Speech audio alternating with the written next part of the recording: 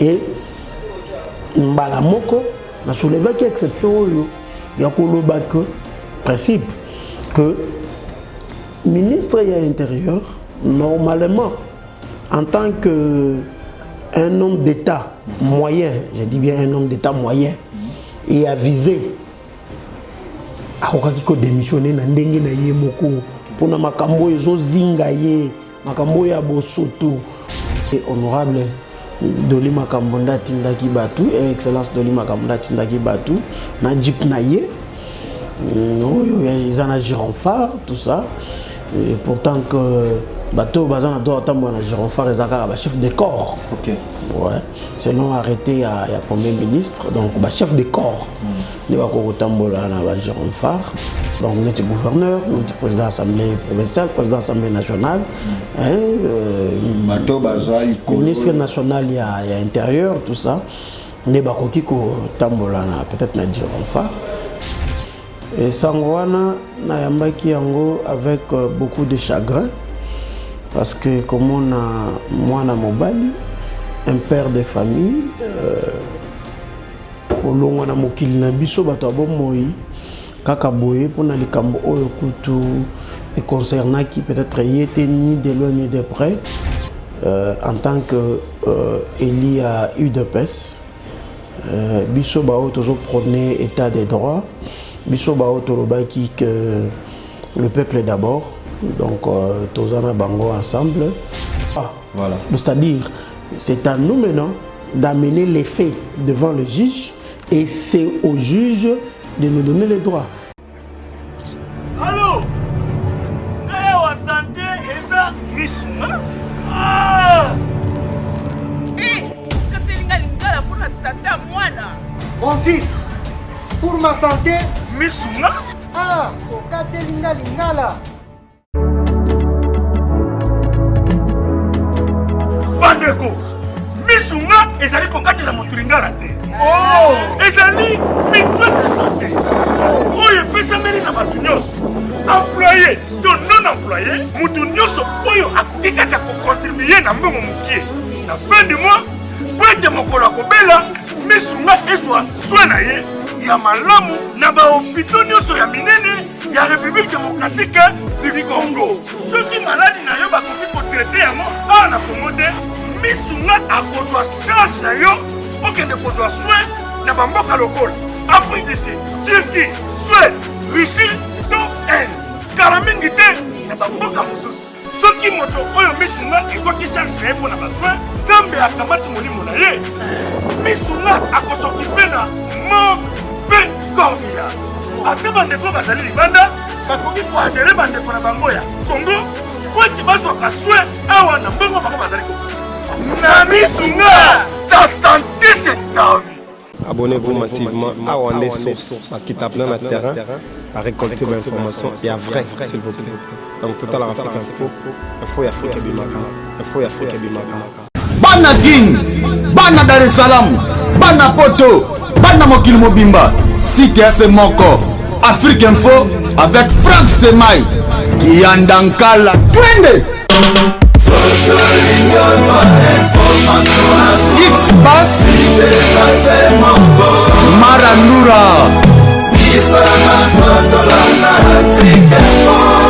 Frank Semai tika ete kimia eumela na mabota na bino baebanso bozwi libaku malamu ya kolanda politique info émission na biso émission na bino bolingaka mingi lelo yo toyambeli bino mwana mboka moko oyo penza mikolo yo bazolobela nde kombo na ye ezali bongo honorable Osé Badibanga azali député élu ya commune ya Bumbu awa na ngomba mokonzi Kinshasa, député ya UDPS donc azali moko ya ba famille politique ya kumu ya ekolo to chef de l'état tata mokonzi mwana mboka Félix Antoine Tshisekedi Tshilombo elongo na ye tokobeta masolo o ezo sala vraiment actualité na ye notamment question orale avec débat o ya soulevaki awa na assemblée provinciale de Kinshasa esika tozali ko sala émission oyo toyeba eza motion de défiance eza question orale avec débat problème eza nini concernant le ministre provincial de l'Intérieur, Excellence Doli Makambo. Comme ça, naïe toko solo la yango et puis si manango toko simba, moi certaines actualités politiques qui ozali ko engagé République démocratique du Congo. Et le naïe toko solo la mingi penza kasimaton no mingi na Odette Lessa depuis Switzerland. Honorable Osé Badibanga, mbote na yo. Mbote ndeko ozamalam. Kimi ezali bonne santé. Ouais, tout ça bien. Tout ça bien. Moi traumatisme, on dirait musala yango et comme mutu passe déjà kaka ne bandeli on dirait ba surménage. Te za musala topona. To sala ne musala topona donc to mitungisa te pona mwana tout ça. Voilà, honorable Osé Badibanga tokota na mama na likambo mikole uti koleka.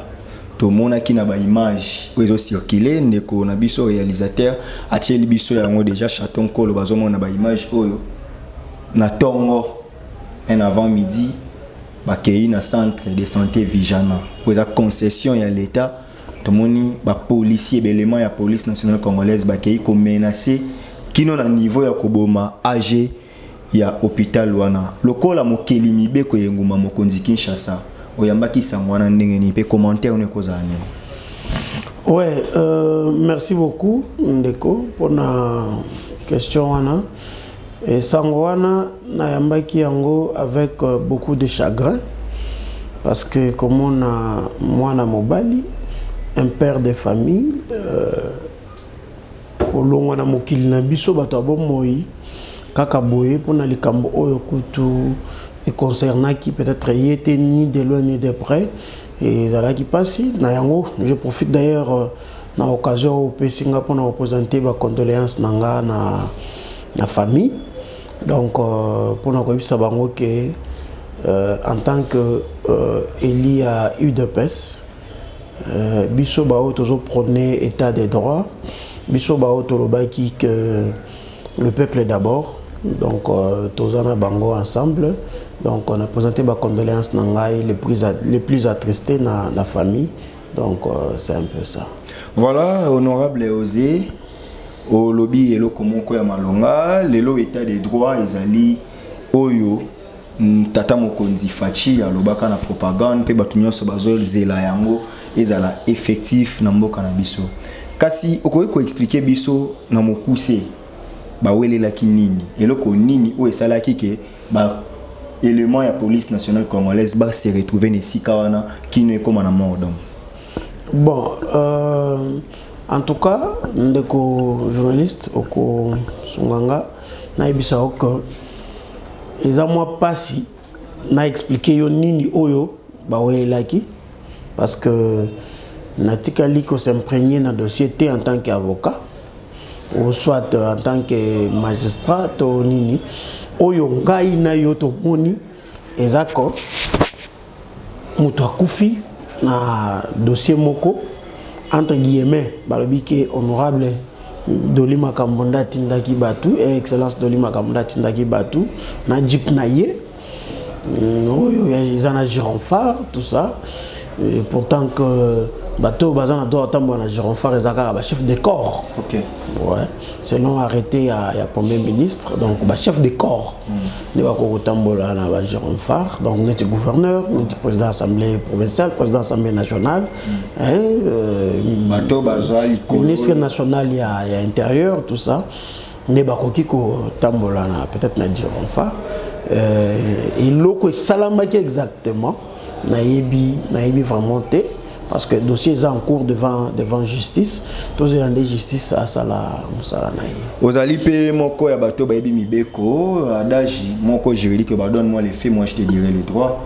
Mais quand même les faits au ba kangisi, il semblerait qu'il y ait des particuliers ba ngai ba ça la spoliation.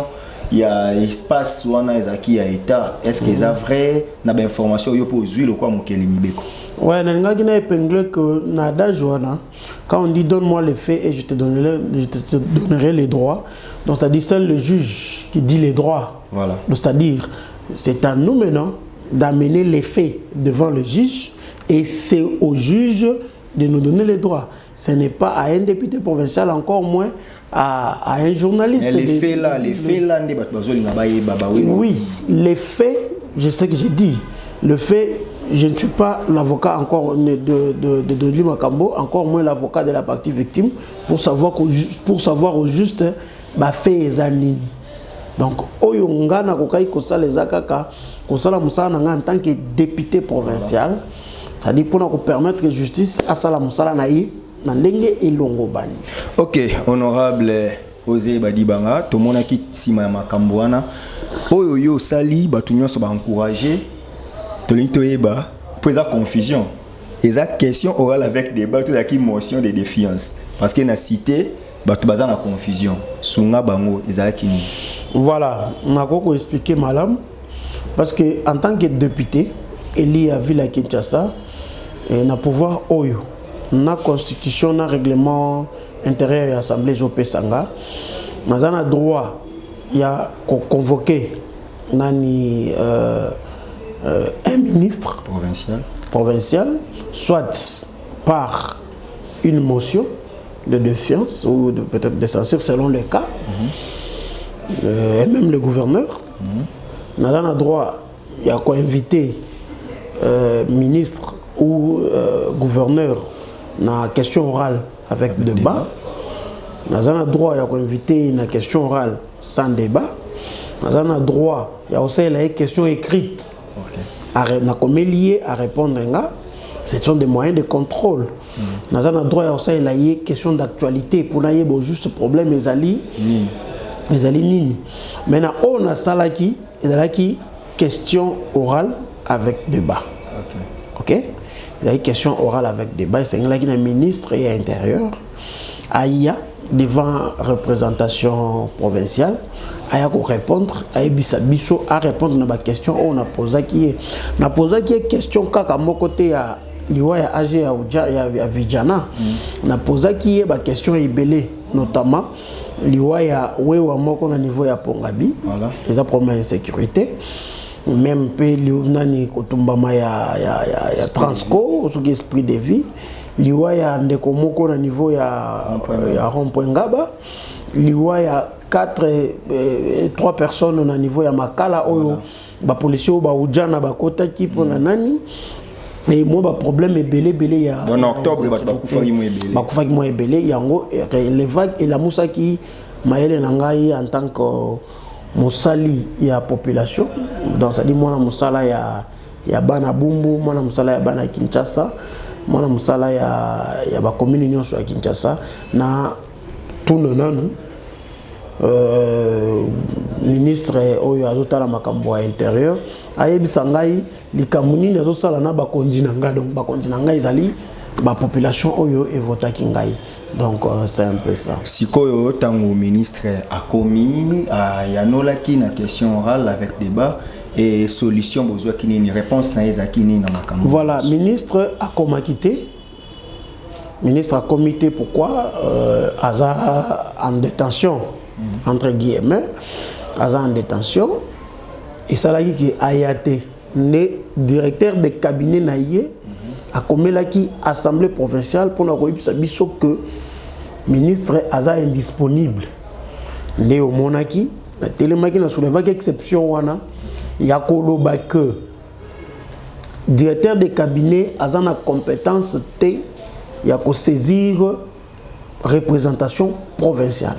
Alors la qualité on a été et bisopé tokoki ko bengisa directeur de cabinet ya ko défendre té muto azali justiciable liboso na biso représentation provinciale et ça ministre na gouverneur donc ça dit gouvernement mobimba même vice-gouverneur ça dit bangonde bakoko ya liboso na biso et yé en tant que directeur de cabinet il ne peut pas se permettre.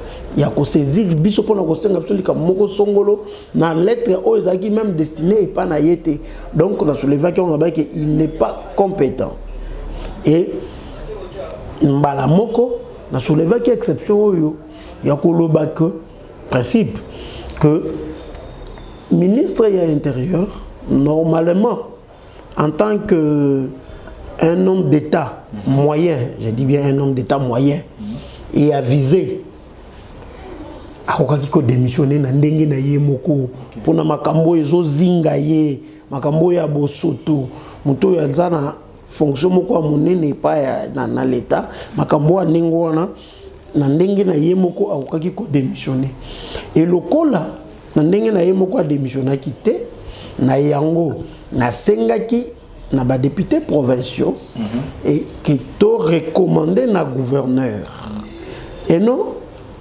à révoquer non à suspendre d'une manière préventive le temps asili sa dossier na ye na justice et ba pone la biso intérimaire oyo tokotu na mituna na ba problème oyo zo bundisa ba kinois to yebi biso nyonso ke insécurité estimbi ba kinois na loposo lokola moninga insécurité estimbi ba kinois na loposo lokola ndeko mais tout le monde a qui tango bosali yango curieusement le 20 députés va voter contre Elokoana. Qu'est-ce qui s'était passé?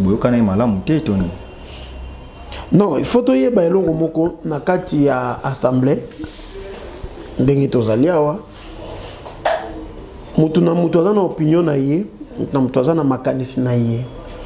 C'est-à-dire na sali effort ya ko motiver ba propos nanga ko senga na bandeko que tondima que gouverneur à Longola d'une manière préventive de sorte que bâtir la biso intérimaire moko pour aya ko répondre devant biso parce que au moment où nous parlons ndeko Loli Makambo aza na problème na justice il ne s'est pas entré na bureau na ye ya musala et problème ya sécurité ya bana Kinshasa nani azozwa disposition nango yango wana to sengaki na bandeko ba député to longola ye préventivement to senga na gouverneur a longola ye préventivement ba la biso intérimaire hélas bandeko ba sepela kité nde omoni tant toke na élection to komi na élection bango ba bimi na 20 voix biso to bimi na 18 voix. Selon les informations, ils ont partenaire à FCC qui va protéger. Ils ont problème té bon. Ce qui balobi qui ba partenaire à FCC, mais le vote ils ont secret parce que le règlement intérieur ils ont le balcon.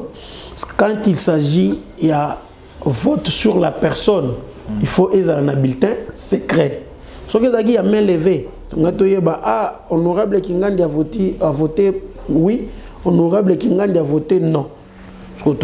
Selon les bino journalistes bozoloba bino quatrième pouvoir bongote bino quatrième pouvoir bolobi que ils ont partenaire il y a FCC mais je vais vous dire que ngai nazabe partenaire il y a FCC n'est-ce pas parce que tous en coalition entre FCC Cash je suis de l'UDPS mais moi je te dis que moi et mon parti nous avons voté oui mais comprenant c'est comme s'il y a cassure entre FCC Cash, vous êtes dans une coalition certes, mais ce qui est là, comment il y a sanctionné Moutou, il y a FCC, on dirait FCC a persisté. Tout le monde qui est en Congo central, na gouverneur à tout Matouana, Boyaki, qu'on destitué, local a déjà bazaki majoritaire. Aujourd'hui, c'est comme si IDP souffre d'une crise de la majorité au sein des assemblées, parce que ceux qui FCC boyi, IDP ça commis coincé. Qu'est-ce qui se passe, honorable Osé? Bon, on a des affirmations, on a affirmé que c'est comme si l'UDPS a souffert. Mais moi, je vous dis que l'UDPS ne souffre pas. Pour preuve, l'UDPS au sein de l'Assemblée provinciale, on est à 12. Ok? Mais, dans la plénière, on a lancé une motion, et Zali, 8. Bandeko 4. Qui est indisponible, il a quitté. Mais, la question orale, on a lancé il y a 18 voix. C'est-à-dire il y a 10 autres qui se sont ajoutés. La Mouka et autres. Ou peut-être la Mouka ou Banani Moussous. Mais il y a des consciencieux. Pour tout le monde a payé Malungeni, honorable Malungeni, quand il a postulé, il a payé 18 voix. Donc IDPS, la Mouka et Sangana. On a des comparaisons au Yosali. Mais moi je vous dirais que il y a des consciencieux, il FCC, il faut tout voter et ils ont voté. Mais ça là, tout ça on a moi question. Quand FCC décide de ne pas suspendre un de leurs, IDPS n'est pas en mesure d'accomplir son désir. Bon, problème est ça que Yonde faut expliquer ça parce que Yonde doit affirmer en gros. Honorable Osé Badibanga a Sengaki va suspendre préventivement Excellence Doli Makambo. Mais puisque c'est là et c'est Pélissa qui tombe sous bande qu'on a été à famille politique, honorable Osé Akwei. Et moi je vous dis que le vote était secret. Yo yebindeniki ba oyoka ba boyi bazaya FCC, c'est ça le problème.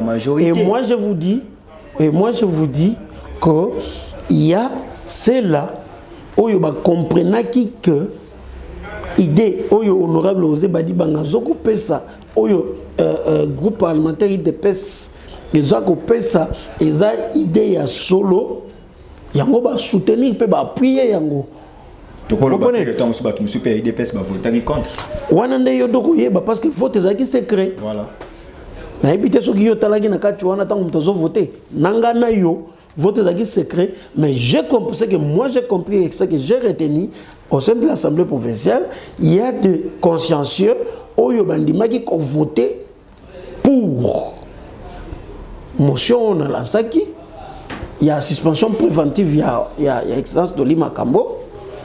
Et mes amis sous oyo pona bango et c'est ngaki qui va voter contre et n'a pas condamner la démocratie. La démocratie, vous le savez très bien que c'est la loi de la majorité, mais aussi la protection de la minorité. Mais ce qui est connu, c'est que la démocratie, cette loi de la majorité, est qu'on empêcher l'idée de instaurer un état de droit, parce que vous avez des assemblées où les alliés mixtes et cette loi de la majorité qui a aidé binoter en fait parce que ceux qui vont décider déjà non l'état de droit aux alliés instaurés. Vous savez une chose, Nakati a quand quelqu'un est déterminé, le problème est à la rendre détermination quand tu veux faire la chose. Okay. Quand quelqu'un est déterminé, il va empêcher à ta mon côté pour ne pas sa pose. Tu t'imagines? Moi, je suis un avocat. Okay. Avant le long comme député, c'était une détermination. Je me dis, je dois parler au nom et pour le compte de ma population. Comme je prends un état de droit, je dois faire un effort que m'a instauré l'état de droit. Imagine-toi, on a pris exemple, on a dit qu'il y a des personnes nées à 12, mais le jour à plénière, il y avait 4 au bazar qui étaient indisponibles. On était à 8. Mais nous avons réussi à avoir 18 voix. 10 voix de surplus. Plus que même nombre de choses dans la salle. Nous avons réussi à avoir 18 voix. Vous pensez que c'est une mince affaire? C'est une détermination. J'étais déterminé, j'ai expliqué aux collègues et les collègues ont compris. Ils nous ont donné 10 voix de plus et on a eu 18 voix. Imagine-toi ce qui, les 4 de l'UDPS, Bazala qui a empêché, parce que je sais que l'honorable Jiroko est sérieusement il est malade, Akendaki Kukuta na Munganga naïe, et Bandekomsou Bazala qui peut-être empêché, na Makamusu Soye Sala qui est bayate. Imagine-toi que les 4 sur Bazala qui on allait avoir 22 sur 20. Honorable Osé, nalingi to les cas to comme la menace mo boitozo mais avant to comme on a aux juristes, aux avocats de profession. Mais Maramo et Salami awana moi et regardant et presse tout le monde on dirait procédure il y a arrestation, to y interpellation na justice na haute cour et excellence Doli, c'est comme si et bimi libanda ya procédure pénale. Comment Bakoka qui déjà Koluka a comme un justiciable alors qu'il a encore ses galons, il est encore bénéficiaire des immunités. Est-ce que, n'est-ce pas, yo olinga ki o protéger lo koana, o comprenez que procédure bandi mabe yango olinga ki légaliser yango to réellement zo reconnaître que ndenge ba sambisa yo wana il fallait qu'il ba bandana nous na kolongola ye ba immunité avant aller kana ensemble. Voilà, pour votre information et pour l'information de la population qui est en train de nous suivre, un ministre n'a pas des immunités. Ok. Le ministre n'a pas d'immunité. Ils ont des députés qui n'ont pas d'immunité. Ok. Et puis, quand bien même député à cause de l'immunité, quand bien même ministre à cause de la privilège de la juridiction, ou bien protection songolo pakala, quand il s'agit d'une procédure de flagrance, ou quand il y a encore l'odeur de l'infraction. L'odeur de l'infraction, c'est quand il y a encore la clameur publique. C'est-à-dire tout le monde qui, tant que je salami na niveau ya Vijana, et il y avait la clameur publique sur les réseaux sociaux, les gens parlaient, il y avait des gens qui étaient en train de regarder. C'est-à-dire, c'est ce qu'on appelle en droit, il y avait encore l'odeur de l'infraction. C'est-à-dire, comme il y avait encore l'odeur de l'infraction, il y a un moment, mine de Kodoli, comme on a procédure, il y a flagrance. Vous comprenez au moins? Donc, c'est une procédure accélérée. Accélérée, immunité ou pas, quand il y a l'odeur de l'infraction, quand il y a la clameur publique. C'est-à-dire, au même moment, on a procédé, il y a flagrance. C'est ça la procédure. C'est presque le même cas avec honorable Franck Diongo à l'époque. Bon, je ne connaissais peut-être même, je ne connaissais pas bien le dossier honorable Franck Diongo, que je salue en passant, l'héros vivant, que je salue en passant. Donc, nous devons savoir une chose, immunité ou pas, quand il est question de flagrance, on te poursuit. Ok, voilà, honorable Osé, là, tu vas comprendre parce que tu as réclamé qu'il il faut qu'il y ait une suspension. Mais pourquoi nous, Congolais, vous qui nous gérez aujourd'hui, beaucoup de culture, il y a des missions. Il allait faciliter les choses. Ce qui est quoi, c'est le cas qui démissionne. Pourquoi culture, on a des missions, ils ont raté dans les dirigeants congolais? Bon, les question, on a une photo mituna. Pour la culture à démission, ils ont raté. Vous avez fait partie de ce qu'on a bandé côte. Oui, c'est-à-dire, il faut qu'on ait automituna. Il faut que la population puisse automituna. Pour la culture, on a raté. Nous avons vu à l'époque. Un ancien premier ministre, le vieux Kinzenga, il avait démissionné. Ok, il avait démissionné ses fonctions. Honorable Mouzitou, il avait aussi démissionné. Il y a des. Freddy Matungulu, ils ont démissionné. Donc, Kolobate, 100%. Oui, il belé au démissionné. Mais certes, ils ont 100%. Et qu'on appelle sous 2 ou 1%, mais culture ou on a les athées. Bon, Zelanga Mukolo Oyo peut-être Namwali Kambuso qui peut na démissionné au considéré au bique non honorable osé pas dans la culture à démissionner, mais ceux qui n'a démissionné ont confirmé que dans la culture à démission, bon, on ne sait pas. Et là on dit ça la culture on est à la tête. Nous devons faire un effort. Donc on prendra que Liboso Awa, Nakambozé Belé. Je cite l'honorable Magloire Kabemba, quand il avait eu des problèmes, il a dû démissionner. Avec les enfants d'Afoyo. Oui, il a dû démissionner pour que la justice puisse faire son travail. C'est pourquoi je disais, pour un homme d'État moyen et avisé, il va démissionner. Voilà, honorable, mais nous avons encore des informations qui vous a menacé. Il y a certains, il y a des collègues qui sont indignés dans les propos dans les médias. Vous traitez les incompétents, vous traitez les inconscients. Et il y a des fois les kakoutou devant une plénière pour aussi un pardon. Honorable Osé, éclairer bateau Union Sobazo parce que cette chaîne est vraiment suivie. Là, nous vous le confirmons. Éclairer bateau Union qu'est-ce qui se passe au GST à Wana hémicycle et APK. Voilà, si on peut parler de menaces, bon, tu sais, moi j'ai fait mon travail.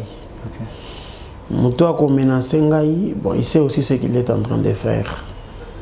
Mais au moins, je dois être galant et courtois envers mes frères. Et nous avons des émissions, nous avons propos dans le lobby et qu'on les ait, nous avons balé. Vous comprenez? Et la galanterie oblige que ceux qui, moi, les lobby, et que des gomoko hasard peut-être lésés, on s'excuse. Donc, je lance un message à mes collègues. Ceux qui moutent, à mon avis, que Malobo Naloba qui peut-être les acquiert d'une manière ou d'une autre. Je lui présente peut-être mes excuses. Mais ce que moi je sais, c'est un constat que j'avais fait.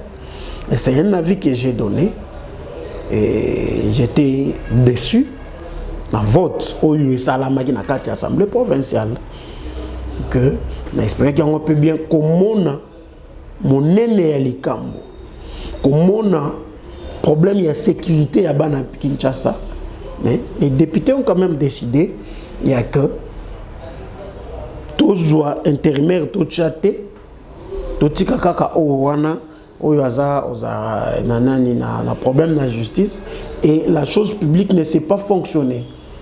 Les acquis indignation nanga. Mais des choses à comprendre. Les acquis vraiment indignation nanga. Mais ce qui me dit que à Monique na lobaki mabe qui est touché directement. Na ibi qui n'attend pas comment mais il peut m'excuser. Il y a en possession à lettre moko il y a ma menace déjà Maël a l'accès à lettre malheureusement tant que ça na volonté noté mais souffrir quand même que aux a reçu par un professionnel des médias lettre wana ils a déjà pour ça bon maté quand déjà une lettre circule c'est que information est ouverte à tout le monde ba lettre wana besoin reprocher au nini et réaction dans les années.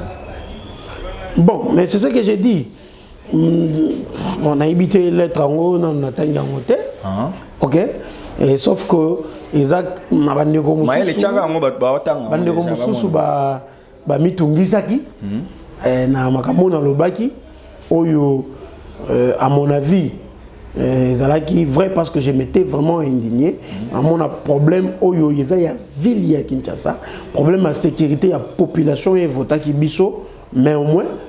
Bandeko baboyi que ba suspendre ndeko oyo préventivement pour bâtir la biso un intérimaire oyo ko assurer au quotidien musala ya sécurité ya ville à Kinshasa. J'étais vraiment indigné, je me suis posé la question de savoir population etinda ki biso pona nini to lingi to payer bango na moi sans oyo yango nazo bandela. Donc, de quoi mon aïkazaki est indigné, donc il peut m'excuser. Il peut me dire mon aïkazaki est indigné. Voilà, mais tout le monde est salué au passé parce que l'infraction, il y a eu la clameur publique, cette infraction, ils a grande, ils a vraiment palpable, tout ça. Mais tout le monde, on dirait des poids, des mesures dans la justice. Non, il y a l'Assemblée provinciale. Nous avons un honorable député provincial Eli de Lingwala, Mike Mukeba Inkoso. Aujourd'hui, il y a une détention préventive dans CPRK. Mais procédure na yebokena na ngoboyete. Il y a eu tout le monde à bureau et siégé. Tu as vu que raison pour vous que pendant la plénière, les vacances parlementaires, mais il se plaint que Azala informé comme tout le monde et puis les journalistes sont informés que ça va procédure en suspendre. Pourquoi il y a Mike Mukeba Ibokena na ngondenge bokena ya dolité. Il y a Mike Mukena na ngombangu bon tant que va bino c'est que APK. Tu as dit que dans le bureau mais bokena na ngombangu mais ya doli bokena na procédure normale. Pourquoi cette justice a des poids des mesures? De Kolimbisa na bossa ni kombo de Steve eloko foye ba exact. La responsabilité est individuelle, ok? La responsabilité est individuelle, bien que l'infraction cause à la paix, des fois collectif. Nangagi n'a souligné le moko. Nganaza député. Je suis le président de la commission politique, administrative et juridique de l'Assemblée provinciale. Il y a Ville à Kinshasa. PAJ. Okay. Na kokite ata mokolo moko koboto la député moko droit na ye. OK? Omoni dossier ya ndeko doli makambo. Déjà tout na kati ya la période ya session. Ya session. Ya omoni débat esali ndengo wana makasi. Et règlement intérieur na biso. Ezo pesa pouvoir na bureau ya assemblée provinciale. La période, il y a vacances parlementaires, à une décision. Ils ont conduit au règlement épaissi. Même sans consulter. Ils ont conduit, vous comprenez? Et ce qui, bureau de l'Assemblée provinciale, et boya qui consulter les concernés, ou soit, et benga qui concerné a été, ou soit, bayokana qui était concerné. C'est clair. Mouto a lésé à co-introduire. Recours naïe et ce qui est gain de cause T. Mike Mukeba, c'est un grand frère que je respecte aussi, que je salue aussi en passant. Viezana au calme na tala on a plusieurs vie na ngakati. Na tala on. Na ibi ke nzamba zana yo makambo yake na ngo bien. Et ce qui ndeko Mike Mukeba à mon avis que ezaki malamu te. Il y a des instances. Il y a la cour administrative. Vous comprenez au moins? À quoi qu'il y a une cour administrative, à quoi il y a une requête naïe, et si la cour administrative a bomi décision wana, à l'Assemblée, il y a un problème. Donc, je ne me vois pas dans mon assiette tant que vous posez une question alors que concernant vraiment directement. Pourquoi? Parce que c'est le bureau qui avait décidé et il avait décidé dans son pouvoir. Vous comprenez au moins? Donc, c'est que je sais que le combat que nous sommes en train de mener, c'est l'état des droits. L'état des droits est instauré dans le niveau de la justice, dans le niveau de l'Assemblée parlementaire, dans le niveau de l'institution, état des droits. C'est-à-dire, vous savez, l'état des droits que nous parlons, c'est la philosophie mère d'ailleurs du fait docteur Etienne Tshisekedi. Et la philosophie, il y a docteur Etienne Tshisekedi, pour nous intérioriser, ce n'est pas facile.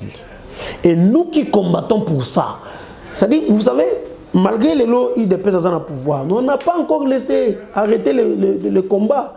Nous sommes en train de combattre pour l'instauration d'un état de droit. Vous êtes à la fois à la majorité, à la fois à l'opposition. Non, c'est que vous ne comprenez pas.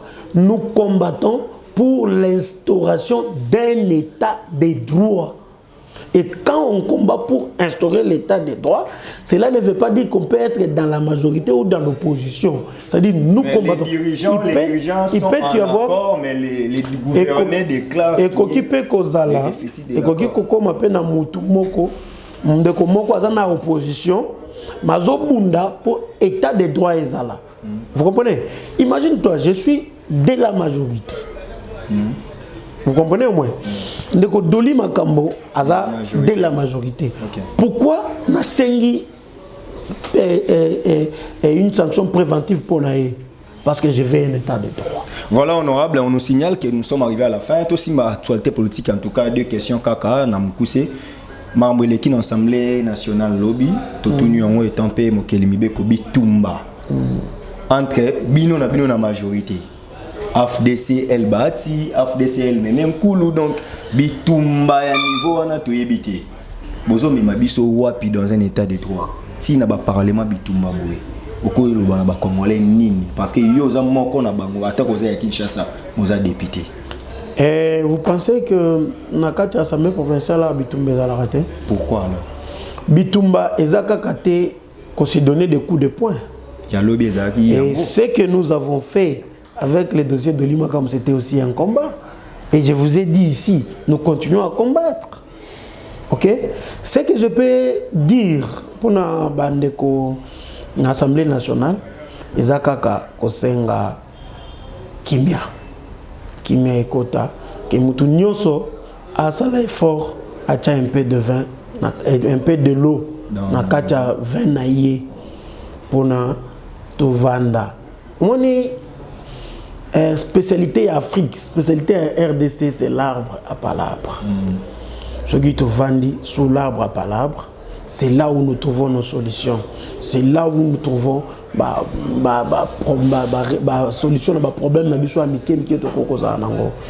Je recommande l'arbre à palabre. Voilà, on devrait quand même poser certaines questions, mais les temps, les médias, c'est les temps. Étant politique, une dernière question. Au moment qui proposition de sortie de crise, il y a Martin Fayoulou, qui est quand même des institutions spécialisées. Il y a une élection anticipée dans la RDC pour que Luka Kobimi soit un vrai gagnant. Réaction dans les années. Voilà, élection anticipée. Donc, vous savez, nous sommes appelés la violation de la Constitution. Ils ont été pour ça la population souffrir. C'est-à-dire, si aujourd'hui, ton lobby, tu organisé une élection anticipée, n'est-ce pas qu'on viole aussi la Constitution? Parce que la Constitution prévoit 5 ans. Et sa proposition a sorti à crise. Bon. Et la majorité va voir. Mais je soulève déjà que les élections anticipées, c'est anticonstitutionnel. Vous avez connu quand même un accord de la Saint-Sylvestre, mais même 2 ans. C'était aussi anticonstitutionnel. L'accord de la Saint-Sylvestre, rassure-toi que non, l'UDPS a Zalaki pour accord Rouanate. Il a signé. Voilà. L'UDPS avait signé, mais vous savez ce qui s'était passé. Il a trahi la Constitution quelque part. Non, vous devez savoir une chose. Je vous pose une question. Non, moi, on ne me pose pas une question au plateau. Je pose à la population une question. Je ne veux même pas la réponse. Je ne veux même pas la réponse. Okay. Entre l'accord de Sun City et la constitution du 18 février 2006, qui est la mère, qui est la fille? L'accord de Sun City nous a donné la constitution. Ok? Et la constitution peut nous amener aussi à des accords. Donc la population va raisonner quant à ce entre l'accord de Sun City et la constitution du 18 février 2006, qui est la mère, qui est la fille. Qui est le père, qui est la fille. Ça, c'est vraiment une question. Aujourd'hui, vous défendez la constitution que vous avez refusée en 2005. Bobo, il y a référendum, Bobo, il y a enrôlement, Bobo, il y a élection en 2006. Mais c'est la même constitution que les lots Bokomiko protégés. Vous devez savoir une chose. Aujourd'hui, je peux vous dire, voilà, cette table n'est pas bonne. Quand on me la impose dans mon bureau, j'utilise cette table et je commence à la défendre. Ok? Vous savez, et là, on va comprendre la constitution. Voilà. C'est-à-dire, les gens savaient que la constitution, on est au bétian au boyer. Et même sous tant tel. Or, ce que nous faisons aujourd'hui, ça peut nous rattraper demain. Ok? Et tant que la constitution est prévoyée qui, et quand toi tu vois que non, c'est là où nous nous disons que nous combattons pour l'état des droits. L'état des droits, c'est le respect des textes. Comme la Constitution, c'est la loi fondamentale de notre pays, c'est le soubassement même de la loi dans notre pays. Nous la défendons parce que nous voulons un état des droits. Voilà, nous sommes censés terminer par ici. Toroyamba honorable, si Dieu le veut, dans une semaine, Tokotas comme en actualité. C'était spécial dans Marambo et l'équipe dans l'Assemblée provinciale parce que c'est lui l'auteur de cette question orale avec débat. Honorable, un mot, il y a fin par rapport à ce numéro de l'émission. Est-ce que c'est la première fois que tu as dans l'émission Politique Info? S'adresser à bateau au besoin ce qui est possible au petit contact ce qui est possible au petit message à Souka. Voilà, merci beaucoup. Je glorifie Dieu pour les lots. On s'est retrouvé devant Neko Steve et nazo pesa message moko clair na population nanga. Population ya ville à Kinshasa d'abord en général. Et en particulier, population, il y a Bumbu. Et encore, la population, il y a diaspora. Et il y a ça. La population, il y a là. Pour Molobel Nabino, Aza un peu empêché. Toza wana pour Nabino, Torobel Nabino, parce que Toza ba élu à Villa Kinshasa. Et Toza Nabino, Moussala Obotinda Gibiso. Pour tout ça, il y a une assemblée. Yango tozo sala et tokokende nango tina suka na bandeli na lingala bakina tili fobo tozo kende na musala obino bopiaki biso tokokende nango tili fobo ça dit to che mituna biso to che makanisi na biso to che mitema makambo nyonso na oyo bino bolingaka na bandeli na lobi oyo bino bolingaka eza devoir na biso. Merci beaucoup. Ok, merci en tout cas. Mitune tikali ebele to retourna embalasima ngana bino vraiment to komina suka. Voilà, les médias c'est le temps, to za na dossier mon corps to yambe semaine prochaine problématique il y a partenaire entre FCC na la Muka Kacharopona nini surtout IDPS na nema mwezo kine parce que nous sentons qu'il y a plus des acquaintances dans la Muka que na FCC malgré que bazaka na accord na FCC. Voilà, ça c'est pour la prochaine émission. Merci vraiment à Odette Lessa, la Mégane depuis Switzerland. Merci à Grace Dissassi qui m'a assisté à cette émission. Maël Essadi qui merci pour cette réalisation de cette émission. Je dis un grand merci aux partenaires qui soutiennent cette émission. Là, je vois Siamoulex, Aigle Noir depuis Paris. Merci à Banque Mondiale. En tout cas, vous étiez nombreux de suivre cette émission Politique Info. Quant à moi, je vous dis au revoir et nous allons nous retrouver plutôt très prochainement pour un nouveau numéro de cette émission Politique Info. Bye bye chez vous. Merci. Allô? Kaya wa santé eza misuma? Ah! Katelinga lingala pour la sata mwana. Mon fils, pour ma santé. Misuma? Ah, Katelinga lingala. Bandeko, misuma ezali kokatela moto lingala te. Ezali mitwe de santé. Oyo epesameli na bato nyonso. Employé to non employé, moto nyonso oyo akoki kaka kocontribue na mbongo mokie. Na fin du mois, po ete mokolo akobela, misunga ezwa soin na ye ya malamu na bahopitau nyonso ya minene ya République démocratique du Congo. Soki maladi na yo bakoki kotraite yango awa na Congo te, misunga akozwa charge na yo okende kozwa soin na bamboka lokola Afrique du Sud, Turquie, Suède, Russie to Inde. Kala mingi te na bamboka mosusu. Soki moto oyo misunga ezwaki charge na ye mpo na basoin, Nzambe akamati molimo na ye, misunga akosokipe na mpe korbia. Ate bandeko bazali libanda bakoki koadere bandeko na bango ya Congo po ete bazwaka soin awa na mbongo bango bazali na misunga. Ta santé, c'est ta vie. Abonnez-vous massivement à Wandé Source, qui tape dans le terrain, à récolter vos informations et à vrai, s'il vous plaît. Donc, Total Afrique Info, Info Afrique Bimaka, Info Afrique Bimaka. Bana King, Bana Dar es Salaam, Bana Poto, Bana Mokil Mobimba, Site FM Moko, Afrique Info avec Frank Stemai, Yandankala, Twende.